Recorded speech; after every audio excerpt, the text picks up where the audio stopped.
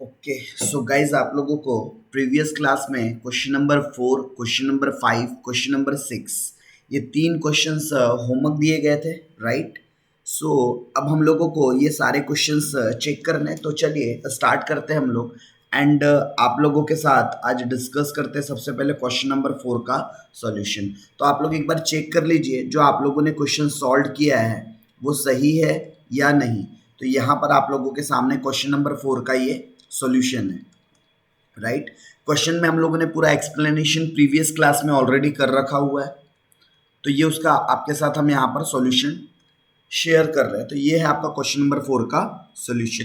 एक बार चेक कर लीजिए। सबसे पहले आप लोगों ने प्रीवियस ईयर का ट्रेडिंग अकाउंट बनाया होगा। ट्रेडिंग अकाउंट से आपको बैलेंसिंग फिगर ग्रॉस प्रॉफिट मिला होगा।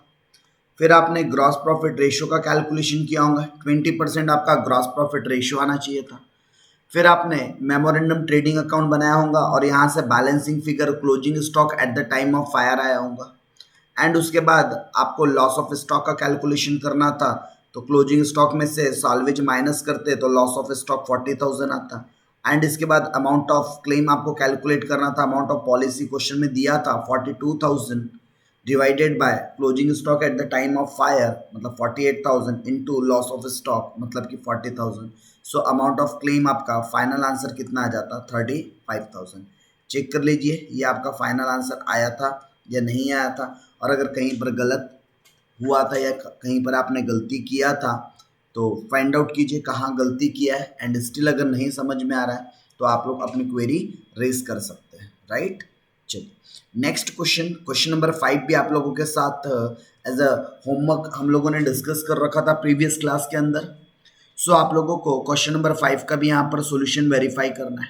जल्दी से क्वेश्चन नंबर 5 जरी वाला क्वेश्चन था, तो जल्दी से इस क्वेश्चन को भी वेरीफाई कर लीजिए। सबसे पहले आपने प्रीवियस ईयर की इन्फॉर्मेशन दी थी, ट्रेडिंग अकाउंट बनाया, ग्रॉस प्रॉफिट निकाला 54,000। देन उसके बाद ग्रॉस प्रॉफिट रेशियो निकाला 30%। उसके अलावा मेमोरेंडम ट्रेडिंग अकाउंट बनाया, यहाँ से बैलेंसिंग फिगर क्लोजिंग स्टॉक आ गया 72,000 एंड उसमें से सॉल्वेज वैल्यू माइनस किए तो लॉस ऑफ स्टॉक आ गया 54,000 एंड दो फाइनल अमाउंट ऑफ क्लेम निकाला तो अमाउंट ऑफ क्लेम आ गया आपका 47,250, राइट। तो ये आपका 5th नंबर का क्वेश्चन था। एंड उसके बाद 6th नंबर का भी डिस्कशन करना था, ठीक है। तो होप 6th नंबर भी आप लोगों ने ट्राई किया होगा। तो जल्द क्विकली हम लोग इसका भी सॉल्यूशन डिस्कस कर लेते हैं। हम लोग क्वेश्चन नंबर 6 का भी सॉल्यूशन यहाँ पर क्या कर लेते हैं, क्विकली डिस्कस कर लेते हैं। किसकी बुक में बनाना था, नाम पता है क्या? तो इन द बुक्स ऑफ, कंपनी का नाम नहीं पता, मर्चेंट लिखा हुआ है, तो हेडिंग क्या दे दोगे आप लोग, इन द बुक्स ऑफ मर्चेंट। तो आपको मर्चेंट की बुक में क्या बनाना है, लास्ट ईयर की इंफॉर्मेशन अवेलेबल है, तो लास्ट ईयर की इंफॉर्मेशन के लिए आप क्या प्रिपेयर कर लोगे, trading account for the year ended, for the year ended on. अब हमारा जो यहाँ पर ईयर एंड हो रहा है 31 मार्च को हो रहा है। आग कब लगी है, 20 जुलाई 2001 को, मतलब कि हमारा जो प्रीवियस ईयर एंड हुआ होगा 31 मार्च 2001 को हुआ होगा। क्या बना लेंगे, ट्रेडिंग अकाउंट। तो ये हमने बना लिया ट्रेडिंग अकाउंट का फॉर्मेट, पर्टिकुलर अमाउंट ये सब आप लिखिएगा। हम यहाँ शॉर्टकट में आपको सॉल्यूशन चेक करवा रहे हैं। तो टू ओपनिंग स्टॉक, उसके अलावा सेल्स, उसके अलावा परचेस। ओके, तो आपको सबसे पहले क्या दिया था, स्टॉक दिया हुआ था 1 अप्रैल 2000 का, कितना, 1 लाख रुपीस का। तो ये आपका ट्रेडिंग का ओपनिंग स्टॉक होगा। उसके बाद आपको स्टॉक दिया था जो कि 10% लोअर देन द कॉस्ट है, जो ट्रेडिंग का क्लोजिंग स्टॉक होगा, और मेमोरेंडम का क्या बन जाएगा, ओपनिंग। अमाउंट कितनी दी थी आपको, 1,08,000। ये खुद में 10% लोअर देन द कॉस्ट है, मतलब कि खुद में 90% है, तो 100% की वैल्यू कितनी होनी चाहिए थी, तो आई थिंक सो ये 1,20,000 आना चाहिए। आप कैलकुलेट कर सकते हो। उसके बाद आपको purchase of the goods for the year end date, मतलब पूरे साल भरे का परचेस दिया था 4,20,000। उसी तरीके से आपको पूरे पीरियड का, पूरे साल भरे का सेल दे रखा है 6 लाख रुपए। उसके अलावा परचेस लेस रिटर्न, ये आपको मेमोरेंडम ट्रेडिंग के ड्यूरेशन का दे रखा है। तो आपने मेमोरेंडम ट्रेडिंग अकाउंट, और ये कौन से ड्यूरेशन के लिए, तो फॉर द पीरियड ऑफ 1 अप्रैल से स्टार्ट हुआ, 1 अप्रैल 2001 से स्टार्ट होकर 20 जुलाई 2001 तक के पीरियड आपका चला है, राइट। तो पर्टिकुलर अमाउंट, तो यहाँ पर भी सबसे पहले आपका क्या आ जाएगा, ओपनिंग स्टॉक। जो ट्रेडिंग का क्लोजिंग था वो मेमोरेंडम का क्या बन जाएगा, ओपनिंग बन जाएगा, राइट। पिछले 5-6 क्वेश्चन से हम यही चीजें कर रहे हैं, जो ट्रेडिंग का क्लोजिंग हो मेमोरेंडम का क्या बन जाता है, ओपनिंग। उसके अलावा आपको कुछ इंफॉर्मेशन दे रखी है, परचेस लेस रिटर्न 1,40,000 मेमोरेंडम, लेकिन अमाउंट इनर कॉलम में लिख रहे हैं हम, क्यों, बिकॉज इस पर कुछ तो भी आगे चलकर एडजस्टमेंट्स आने वाले हैं। हमने ये आने वाले कुछ एडजस्टमेंट देख रखे हैं, तो ये सेल्स और परचेज जो कि मेमोरेंडम का है उसके लिए कुछ इन्फॉर्मेशन दे रखी थी आपको। उसी तरीके से सेल 3,10,000 भी हम इनर कॉलम में लिख लेते, बिकॉज इस पर भी कुछ एडजस्टमेंट्स आने वाले। ये भी हो गया, ये भी हो गया। अब क्या बोला था उसके बाद क्वेश्चन में, sales up to 20 July include 40,000 for which goods had not been dispatch. मतलब इस सेल में एक 40,000 का ऐसा सेल जुड़ा है जो कि कहीं डिस्पैच ही नहीं हो पाया। अच्छा, डिस्पैच ही नहीं हो पाया, इसका मतलब सामान भी सेल नहीं हुआ होगा। क्यों, क्योंकि सामान तो आपके गोडाउन में रखा था और गोडाउन में आग लग गई, तो ऑब्वियस है उस सामान में भी आग लग गई होंगी। जो आपने बेच तो दिया था लेकिन उसकी क्या नहीं किया था, डिलीवरी नहीं किया था। और अगर उसकी डिलीवरी नहीं किया था तो ऑब्वियस है वो आपके गोडाउन में सामान था और उतना सामान बिका नहीं है, वो लॉस भी आपको ही झेलना पड़ेगा। तो ये आप माइनस कर दोगे सेल में, किस नाम से, goods not dispatch, goods not dispatch. तो आपका 3/10 का सेल नहीं, आपका सेल होगा 2,70,000 का। उसके बाद आपको एक और एडजस्टमेंट दिया था कि आपने परचेज किया है up to the date of fire 20,000 का, बट आपके पास उसका इनवॉइस नहीं था, इसलिए वो रिकॉर्ड नहीं हुआ। मतलब परचेज तो हुआ बट वो रिकॉर्ड नहीं कर पाए, मतलब हमारा परचेज कैसा रह गया, अनरिकॉर्डेड रह गया, मतलब उसका रिकॉर्डिंग ही नहीं हो पाया। तो हमको परचेज में क्या कर देना चाहिए, ऐड। तो 1,40,000 प्लस 40,000, तो 1,80,000 का हमारा टोटल परचेज होता है। फिर उसके बाद ये सॉल्वेज तो आपको लॉस ऑफ स्टॉक के कैलकुलेशन में काम आएगा, राइट। चलिए, तो अब टोटल कर लेते हैं, बैलेंसिंग फिगर्स निकाल लेते हैं। तो अगर हम ट्रेडिंग अकाउंट की टोटल करें तो 6 लाख प्लस 1,20,000 टोटल आ जाती है 7,20,000। एंड 7,20,000 में से माइनस कर देंगे ये आपका 5,20,000, तो 2 लाख क्या आ जाएगा आपका बैलेंसिंग फिगर, जिसको नाम क्या दे देंगे, 2 ग्रॉस प्रॉफिट। ओके, सो आपको क्या पता चल गया, ग्रॉस प्रॉफिट। तो अगला कैलकुलेशन किस चीज के लिए हो जाएगा, calculation of GPR, gross profit ratio निकालना है अपने को। तो GPR is equal to gross profit divided by sale into 100। So gross profit कितना है आपके पास, 2 लाख का, डिवाइडेड बाय सेल कितना है, इनटू 100। सो आंसर कितना आएगा, 33.33%। ये आपका क्या निकल गया, जीपीआर। और यही जीपीआर का यूज करते हुए हम मेमोरेंडम ट्रेडिंग के लिए क्या निकाल लेंगे, gross profit sale into GPR. तो सेल कितना था, 2,70,000 इंटू 33.33%, तो ये आंसर आता है आपका ग्रॉस प्रॉफिट 90,000, 90,000। एंड अगेन अगर इसकी बैलेंसिंग करने जाएंगे हम तो 1,20,000 प्लस 1,80,000 ये हो जाता है 3 लाख, प्लस 90,000 तो ये हो जाता है 3,90,000, 3,90,000। 3,90,000 में से माइनस करेंगे अगर हम लोग 2,70,000, तो बैलेंस कितना बचेगा, 1,20,000। ये बैलेंस को हम क्या कहेंगे, closing stock at the time of fire, जो कि आपने कैसे निकाला, बैलेंसिंग फिगर। फिर इसके बाद अगला कैलकुलेशन हम किस चीज के लिए कर लेंगे, calculation of loss of stock calculation of loss of stock, तो इसमें closing stock at the time of fire, closing stock at the time of fire कितना था आपके पास, 1,20,000। इसमें से माइनस कर देंगे सॉल्वेज्ड, तो सॉल्वेज्ड वैल्यू कितनी गिवन है आपके पास क्वेश्चन में, 12,000। तो 1,20,000 में से 12,000 माइनस करेंगे तो बैलेंस कितना बचेगा, 1,08,000। This is your loss of stock, this is your loss of stock. और क्योंकि आपको अलग से अमाउंट ऑफ पॉलिसी बताया नहीं है, सो जो लॉस ऑफ स्टॉक है यही आपका क्या भी बन जाएगा, अमाउंट ऑफ क्लेम, यही आपका क्या बन जाएगा, अमाउंट ऑफ क्लेम। कितना, 1,08,000 rupees. This is your final answer, यही आपका क्या बन गया, अमाउंट ऑफ क्लेम, राइट। सो ये था आपका क्वेश्चन नंबर 6 का सोल्यूशन। तो अभी तक के हम लोगों ने जो क्वेश्चंस थे वो डिस्कस कर लिए। आपका क्वेश्चन नंबर 4 होमवर्क था, क्वेश्चन नंबर 5 होमवर्क था और क्वेश्चन नंबर 6 होमवर्क था।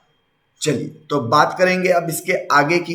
होप आप लोगों को अभी तक के कोई भी क्वेश्चंस में किसी भी प्रकार का डाउट नहीं आया होगा, बट स्टिल अगर किसी भी स्टूडेंट को अगर क्वेश्चन नंबर 1 से लेकर क्वेश्चन नंबर 6 तक के कोई भी क्वेरी है तो आप क्वेरीज को या तो डायरेक्टली इस क्वेरी बॉक्स के अंदर आप चैट बॉक्स के थ्रू भी अपना क्वेश्चंस पूछ सकते हो, या फिर आपका जो भी डाउट का क्वेश्चन रहता है आप सीधा हमारी टेक्निकल टीम के नंबर 9049089325 आप डाउट्स के लिए यहाँ इस नंबर पर आप व्हाट्सएप पर भी अपने क्वेश्चंस भेज सकते हैं। आप डायरेक्टली इस नंबर पर भी क्या कर सकते हैं, क्वेश्चंस रेज कर सकते हैं, तो आप लोगों का उसका जवाब मिल जाएगा, राइट। चलिए बढ़े आगे बढ़ते हैं और अब नेक्स्ट क्वेश्चन की बात करते हैं।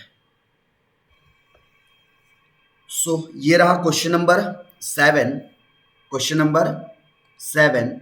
तो पहले डिस्कस कर लिया जाए, देन फिर इसका सॉल्यूशन भी देख लेंगे, राइट। तो क्वेश्चन में क्या बोलता है, ऑन 31 जुलाई 2002, 31 जुलाई 2002 को fire occurred in the godown of Shri Vijay, तो विजय के जो भी गोडाउन है वहां पर आग लग रही है, and the stock as on that date was totally destroyed, और जिस दिन आग लगी मतलब 31 जुलाई को उनका सारा का सारा स्टॉक क्या हो गया, डिस्ट्रॉयड हो गया। You are required to prepare a statement of claim, आपको क्या बनाना है, statement of claim to be made with the insurance company, कि इंश्योरेंस कंपनी को आप कितना क्लेम सबमिट करोगे आपको वो बताना है। आपको 1999, 2000 एंड 2001 एंड 2002 इतनी इंफॉर्मेशन आपको गिवन है, राइट, इतनी इंफॉर्मेशन आपको गिवन है। इसमें से जो 1999, 2000 और 2001 ये जो 3 साल है ये प्रीवियस ईयर से हमारे ओल्ड ईयर से लास्ट ईयर, ये सारे जो पूरे साल भर की इंफॉर्मेशन दे रहा है। तो हमारे पास अब इस बार एक ट्रेडिंग अकाउंट नहीं 3 ट्रेडिंग अकाउंट बनने वाले हैं। कितने ट्रेडिंग अकाउंट बनेंगे, 3 ट्रेडिंग अकाउंट बनेंगे।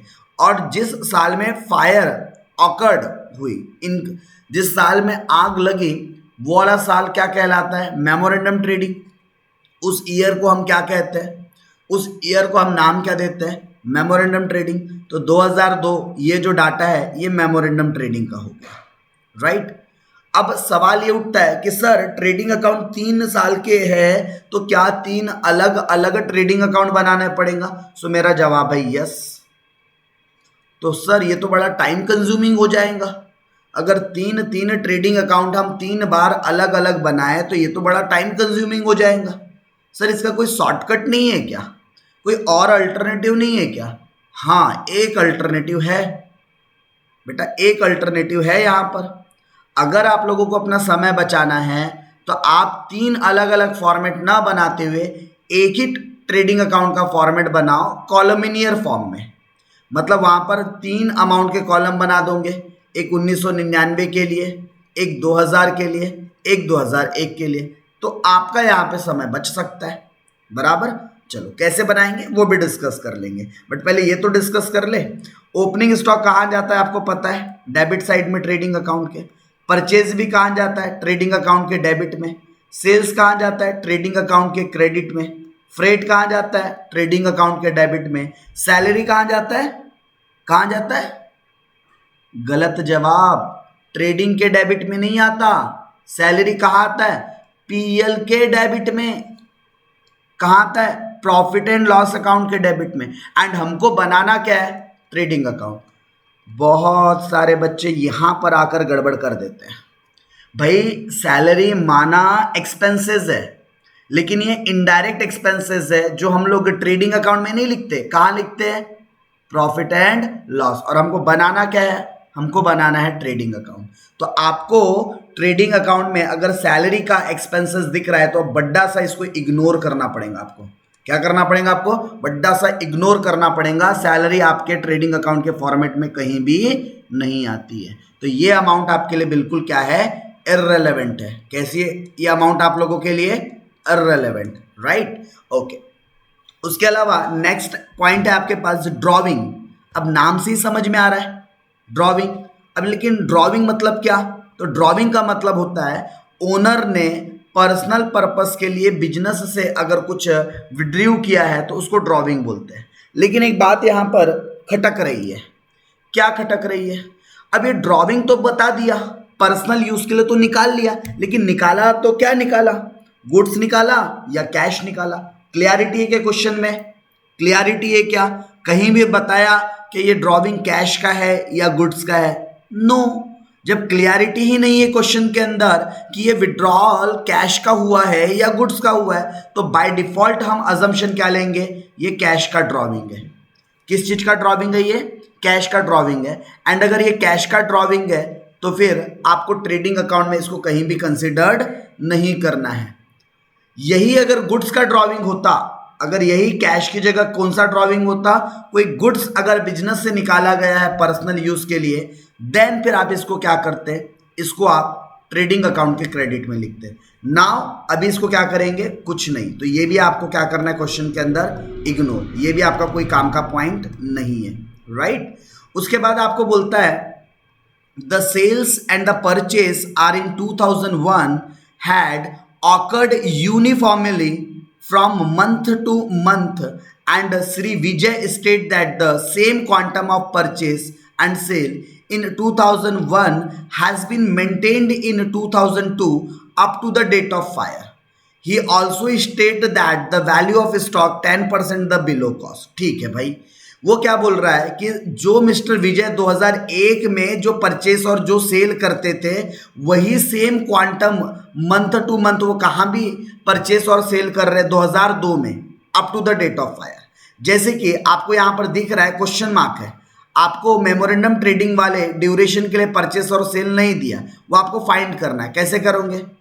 तो भाई जो मिस्टर विजय है 4,08,000 का सामान परचेस कर रहे थे 2001 में, कितने महीने के लिए? 12 महीने के लिए।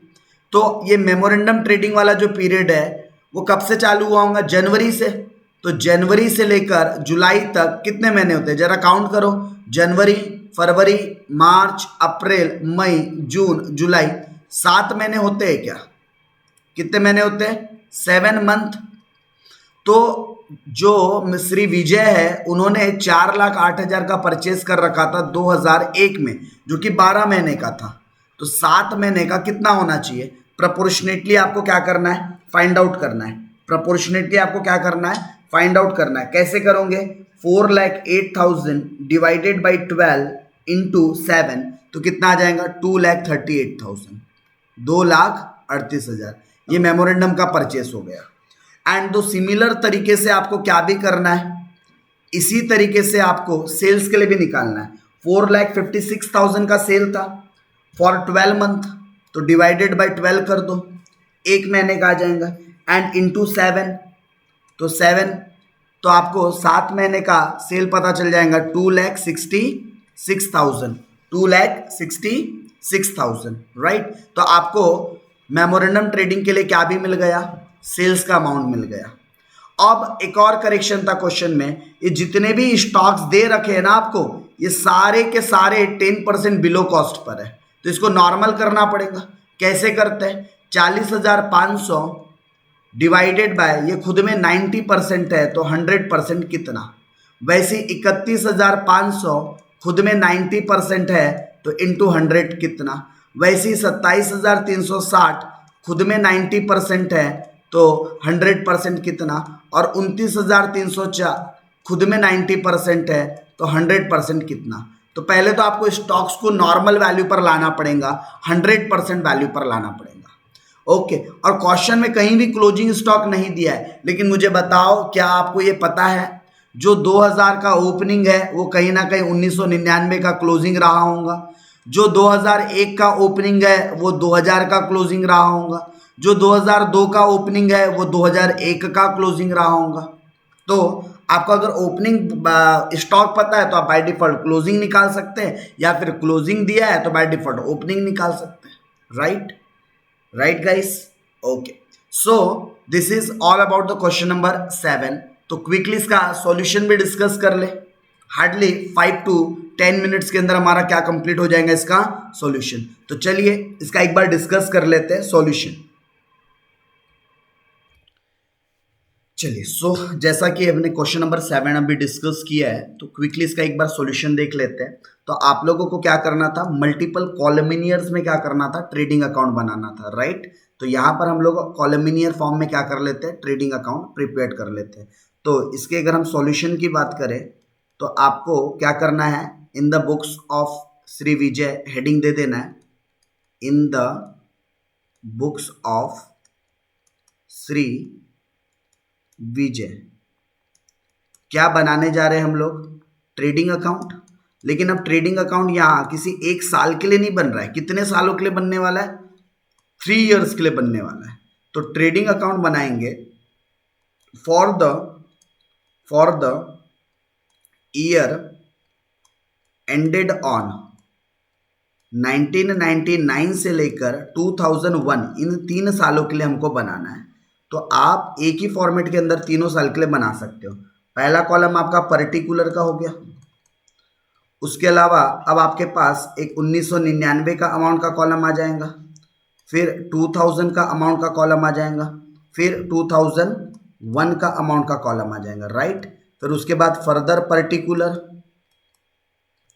उसके बाद 1999, 2000 एंड 2001।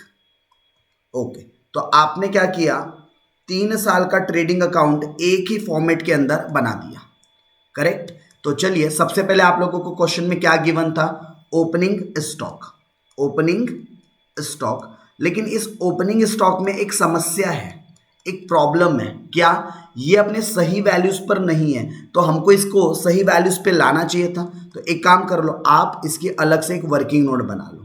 कैसे, 1 साल का दिया होता तो आप इसी फॉर्मेट के अंदर कर लेते, लेकिन यहाँ 1 साल नहीं ना, मल्टीपल ईयर्स का है। तो 1 by 1, 1999, 2000, 2001, 2002, ये हर एक साल का ओपनिंग स्टॉक हम पहले क्या कर लेते हैं, नॉर्मल कर लेते हैं। कैसे नॉर्मल करेंगे, 40,500 ये 10% बिलो है, मतलब खुद में 90% है, तो 100% की वैल्यू कितनी होनी चाहिए, 45,000। वैसे ही 31,500 ये खुद में 90% है, तो 100% की वैल्यू कितनी होनी चाहिए, 35,000। फिर उसके अलावा 27,360 ये खुद में 90% है, तो 100% की वैल्यू कितनी होनी चाहिए, 30,400। एंड उसके बाद आप लोगों को लास्ट 29,304 डिवाइडेड बाय 90 इंटू 100, तो इसकी वैल्यू कितनी होनी चाहिए आपकी, 32,560, 32,560। तो आप लोगों को ये स्टॉक्स की वैल्यू कंसीडर्ड करना है, राइट। तो 1999 का ओपनिंग स्टॉक कितना आ जाएगा, 45,000, फिर 35,000, फिर 30,400। उसके अलावा आपको परचेज दिया हुआ है क्या, एवरी ईयर्स का, 1999 से लेकर हर साल का आपको क्या दिया हुआ है, परचेज। तो परचेज भी यहां पर मेंटेन कर लेते हैं, टू परचेज कितना दिया हुआ है, 3,46,000, उसके बाद 3,65,000, उसके बाद 4,08,000। उसके अलावा सेल्स दिया है जो कि ट्रेडिंग अकाउंट के क्रेडिट साइड में आ जाएगा बाई सेल 3,96,000, 4,20,000, 4,56,000। उसके अलावा फ्रेट दिया है जो कि ट्रेडिंग अकाउंट के कहाँ लिख लेते हैं हम लोग, डेबिट साइड में। तो टू फ्रेट कितना 4,000, 4,400, 4,560। फिर उसके अलावा सैलरी जिसको हमने बड्डा सा इग्नोर किया था, एंड ड्राइंग ये भी कहीं नहीं आने वाला बिकॉज हमने ड्राइंग को कैश ड्राइंग कंसिडर्ड किया हुआ है। अब ये तो आपको मेमोरेंडम ट्रेडिंग के लिए इंफॉर्मेशन दे रही थी पैराग्राफ में। Done trading account. अच्छा, क्लोजिंग स्टॉक बता सकते हो आप मुझे? 1999 का क्लोजिंग स्टॉक कितना होगा? तो जो 2000 का ओपनिंग है वही 1999 का क्लोजिंग रहा होगा। जो 2001 का ओपनिंग है वो 2000 का क्लोजिंग रहा होगा, और जो 2002 का ओपनिंग है वो 2001 का क्लोजिंग रहा होगा। तो लो जी, आपको क्या भी पता चल गया? क्या पता चल गया आपको? क्लोजिंग स्टॉक भी पता चल गया। तो अब टोटल मारेंगे और बैलेंसिंग फिगर क्या फाइंड आउट कर लेंगे? Gross profit. बैलेंसिंग फिगर क्या निकल जाएगा आपका? Gross profit. तो जल्दी जल्दी यहां पर टोटल कीजिए और टोटल बताइए। ओके, सो यहां पर हम लोगों ने कर लिया है बैलेंस, टोटल आई थी, और बैलेंसिंग फिगर क्या निकाल दिया है? Gross profit. तो आपको हर एक साल का क्या पता चल चुका है? Gross profit. और अब हर साल का ग्रॉस प्रॉफिट पता चल चुका है तो आप अगला ग्रॉस प्रॉफिट रेशियो भी निकाल सकते हो। क्या फॉर्मूला आपको ऑलरेडी पता है? Gross profit divided by sale into 100। तो चलिए एवरी ईयर का हम लोग यहीं पर ग्रॉस प्रॉफिट रेशियो भी निकाल देते हैं। तो कितना कितना ग्रॉस प्रॉफिट रेशियो आएगा? आपको पता है ग्रॉस प्रॉफिट, आपको पता है सेल। तो 36,000 डिवाइडेड बाय 3,96,000 इंटू 100। सो कितना परसेंट आ जाएगा आपका? 9.09%। एंड सिमिलरली सेकेंड 46,000 का ग्रॉस प्रॉफिट था, डिवाइडेड बाई 4,20,000 इंटू 100। तो ये आ जाता है आपका 10.95%। एंड उसके बाद लास्ट आपके पास 45,600 डिवाइडेड बाय 4,56,000 इंटू 100। तो कितना परसेंट आ जाएगा? 10%। तो आपके पास तीन अलग अलग सालों का, 3 डिफरेंट ईयर्स का आपको क्या पता चल गया? Gross profit. तो आपने इन तीनों साल के ग्रॉस प्रॉफिट का क्या करना है? एवरेज निकाल लेना है। अगर ये परसेंटेज इंक्रीजिंग या डिक्रीजिंग ट्रेंड में होता तो हम वेटेड का यूज़ करते, बट यहाँ पर आपका एक कोई ट्रेंड को प्रॉपरली फॉलो नहीं कर रहा है, ना तो इंक्रीजिंग ट्रेंड को फॉलो कर रहा है ये परसेंटेज, ना ही डिक्रीजिंग ट्रेंड को। तो आपको सिंपल सा क्या करना है? एवरेज ग्रॉस प्रॉफिट निकालना है। तो एवरेज कैसे निकल जाएगा? तीनों को जोड़ देंगे, 9.09% प्लस 10.95% प्लस 10% डिवाइडेड बाय 3। तीनों भी ग्रॉस प्रॉफिट को आपने क्या कर दिया? ऐड कर दिया। तीनों को भी क्या कर दिया आपने? ऐड कर दिया एंड डिवाइडेड बाय 3।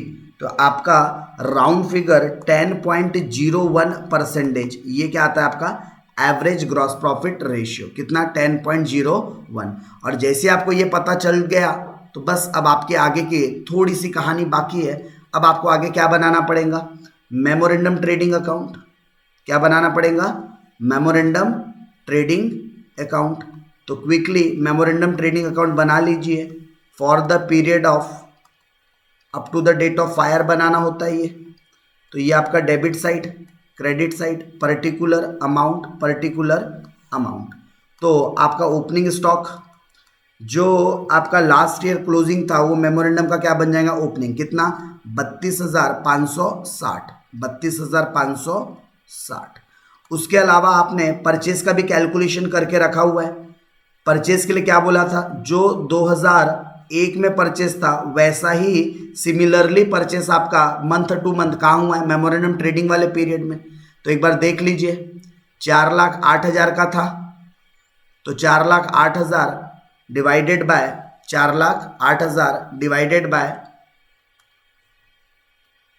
12 इंटू 7, सो 2,38,000। इसी तरीके से सेल का भी कैलकुलेशन करना था आपको। सेल का भी अमाउंट गिवन था 2001 का 4,56,000।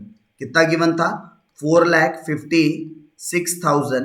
तो ये जो 4,56,000 है ये कितने मंथ का था आपका? 12 मंथ का। तो डिवाइडेड बाई 12 इंटू आपको कितने महीने के लिए चाहिए था? आपको 7 मंथ का चाहिए था। तो कितना आ जाएगा? 2,66,000। इसके अलावा आपको क्वेश्चन में फ्रेट दिया हुआ था, ठीक है। कितना दिया हुआ है आपको इस पर्टिकुलर मेमोरेंडम ट्रेडिंग के लिए? फ्रेट का अमाउंट दिया हुआ है आपका 2,300 2300।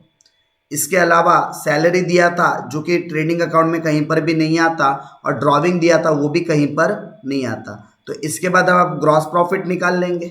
ये कैसे निकालते हैं? Sale into GPR. तो सेल है आपका 2,66,000 इंटू 10.01%। तो 2,66,000 का 10.01% अगर निकालें तो कितना आता है? 2,66,000 इंटू 10.01%। तो ये आता है आपका 26,627 रुपये अप्रॉक्सीमेटली। तो आपका बैलेंसिंग फिगर क्या निकल जाएगा? Closing stock at the time of fire. ये कैसे निकल जाएगा? Balancing figure. तो आप अगर डेबिट साइड की टोटल करते हो 32,560 प्लस 2,38,000 प्लस 2,300 प्लस 26,627, तो टोटल आ जाती है आपकी 2,99,487। 2,99,487। इसमें से माइनस कर देंगे 2,66,000। तो जो बैलेंसिंग फिगर बचता है आपके पास वो है 33,487। ये आपका closing stock at the time of क्या निकल गया? फायर। अब देखिए आपके पास कोई सॉल्वेज वगैरह क्वेश्चन में गिवन था क्या? So answer is no. आपके पास कोई भी अलग से सॉल्वेज या अलग से कोई अमाउंट ऑफ पॉलिसी नहीं गिवन थी। तो जो ये क्लोजिंग स्टॉक निकला था यही आपका क्या बन जाएगा? लॉस ऑफ स्टॉक, क्योंकि सॉल्वेज है ही नहीं तो माइनस करने के लिए कुछ है नहीं। यही आपका लॉस ऑफ स्टॉक है और यही आपका क्या भी बन जाएगा? तुम ही हो closing stock at the time of fire, तुम ही हो लॉस ऑफ स्टॉक और तुम ही हो अमाउंट ऑफ क्लेम। क्यों? क्योंकि क्वेश्चन में ना तो सॉल्वेज दिया हुआ था और ना ही अमाउंट ऑफ पॉलिसी गिवन थी। दैट्स वाई यही आपका फाइनल आंसर बन गया। 33,487 rupees is your final answer, right. तो ये था आपका क्वेश्चन नंबर 7 का explanation with solution, right guys. अब नेक्स्ट जो हम क्लासेस करेंगे उसमें बात करेंगे हम लोग क्वेश्चन नंबर 8, 9, 10। तो आप लोग एक बार विदाउट मेरे explanation up to 10, question number 10 तक के एज अ होमवर्क आप लोग क्या कीजिए, इसको सॉल्व कीजिए। ये आप लोग देख पा रहे हैं अपने स्क्रीन पर क्वेश्चन नंबर 8 से। तो ये क्वेश्चन नंबर 8, 9 और 8 अगर आप नोटिस करोगे तो 8 आप ऑलरेडी डिस्कस कर चुके हैं। This is similar to the question number 5। तो ये तो बिल्कुल आपका होना ही चाहिए, amount to amount copy paste है। तो मैं 8 फिर से रिपीट करने वाला नहीं हूं because this is similar to the question number 5। Okay, question number 9 ये जस्ट अभी जो आपने क्वेश्चन नंबर 7 किया उसी पर बेस्ड है, वैसा ही है, राइट, वैसा ही है। तो आपको ये करना है, राइट। आपको क्वेश्चन नंबर 9 होमवर्क करना है एंड उसके बाद क्वेश्चन नंबर 10 ये भी आप लोगों को क्या करना है, होमवर्क। तो हम नेक्स्ट क्लास में क्वेश्चन नंबर 9 एंड 10 के ऊपर डिस्कशन करेंगे, राइट। आंसर्स को चेक करेंगे और फिर उसके बाद बढ़ेंगे हम लोग नए कॉन्सेप्ट्स की तरफ। हमारा क्वेश्चन नंबर जो 11 रहेगा, यहां से हमारे डेटर्स एंड क्रेडिटर्स के कॉन्सेप्ट स्टार्ट होने वाले, यहां से न्यू कॉन्सेप्ट स्टार्ट होंगे। तो एनी हाउ आप लोगों को कैसे भी करके क्वेश्चन नंबर 10 तक के पूरा कंप्लीट करना है। हम लोग नेक्स्ट क्लास में question number 9 and question number 10 पहले चेक करेंगे, देन उसके बाद हम लोग डेटर एंड क्रेडिटर का कॉन्सेप्ट स्टार्ट करेंगे, राइट। तो चलिए आज के लिए इतना ही, मिलेंगे सीधा नेक्स्ट क्लास में। अच्छे से पढ़िए, मन लगाकर पढ़िए।